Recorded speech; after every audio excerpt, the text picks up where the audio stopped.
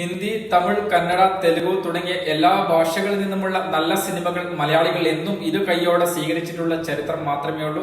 ഈ അടുത്ത കാലത്ത് ഇറങ്ങിയ പല സിനിമകളും അതിന് ഉദാഹരണമാണ്. പ്രഖ്യാപനം മുതൽ ആരാധകർ കാത്തിരിക്കുന്ന ചിത്രമാണ് മോഹൻലാലിനെ നായകനാക്കി പൃഥ്വിരാജ് സംവിധാനം ചെയ്യുന്ന എമ്പുരാൻ എന്ന സിനിമ. ഇന്ത്യൻ സിനിമാ ലോകത്ത് തന്നെ കഴിഞ്ഞ ഏതാനും ദിവസങ്ങളായി പ്രധാന ചർച്ചാ വിഷയം ഈ മോഹൻലാൽ പൃഥ്വിരാജ് സിനിമയാണ്. കർണാടകയിൽ ഉൾപ്പെടെ സിനിമയ്ക്ക് മികച്ച ബുക്കിംഗ് ആണ് ലഭിക്കുന്നത്. രജനീകാന്ത്, ആമിർ ഖാൻ, പ്രഭാസ് തുടങ്ങിയ പല സൂപ്പർ താരങ്ങളും പടത്തിന് ആശംസകൾ അറിയിച്ചുകൊണ്ടിരിക്കുമ്പോൾ കന്നഡ ഡൈനാസ്റ്റി എന്ന എക്സ് പേജിലൂടെ ചിത്രത്തിനെതിരെ ബോയ്ക്കോട്ട് ആഹ്വാനം ഉയർത്തിയിരിക്കുകയാണ്. എമ്പുരാൻ എന്ന മലയാളം സിനിമയെ ഒരു വിതരണ കമ്പനി കർണാടകയിൽ മുഴുവൻ കൊണ്ടുവന്ന് തള്ളിയിരിക്കുകയാണ്. അതും മലയാള ഭാഷയിൽ. ഇത് ഭാഷ അടിച്ചേൽപ്പിക്കുന്നത് പോലെയാണ്.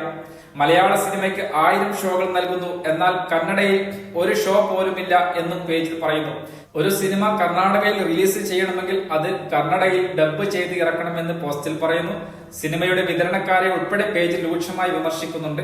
കന്നഡ സിനിമകളിലൂടെ പ്രശസ്തിയിലെത്തിയ കമ്പനി ഇപ്പോൾ മറ്റു ഭാഷാ സിനിമകളെ അടിച്ചേൽപ്പിക്കുകയാണ് എന്നും പേജിൽ ആരോപിക്കുന്നു. ഭാഷയുടെ അതിർവരമ്പുകൾ അതിജീവിച്ച് സിനിമകൾ ചർച്ചയാകുമ്പോൾ സിനിമയെ അതിന്റെ സ്വതന്ത്ര രൂപത്തിൽ കാണാനും സ്വീകരിക്കാനും എല്ലാവർക്കും കഴിയട്ടെ.